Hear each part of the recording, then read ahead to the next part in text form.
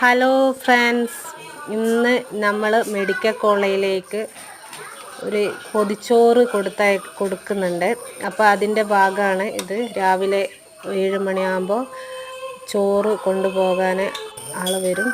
നമ്മളാ കഴിയുന്നത്ര പൊതി കൊടുത്തയക്കുന്നുണ്ട്. പിന്നെ ഇത് കൊണ്ടുപോകുന്നത് എൻ്റെ മാമനും അവരുടെ സംഘാടകരുമാണ് ഇതിൻ്റെ.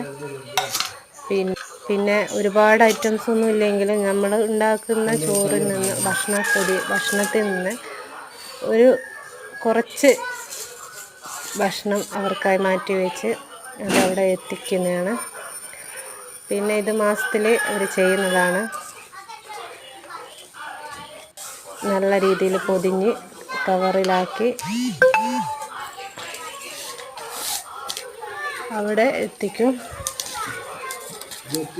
അവിടെ കിടക്കുന്ന രോഗികൾക്കും കൂട്ടിരിക്കുന്നവർക്കും വേണ്ടി പിന്നെ നമ്മളെ കഴിയുന്നത്ര പൊതിച്ചോറ് കൊടുക്കാൻ നമ്മൾ ശ്രമിക്കുക. ഇത് കൊണ്ടുപോകാനുള്ള ബാസ്ക്കറ്റാണ്. അതിൽ ഓരോന്നായി എടുത്ത് വെച്ച്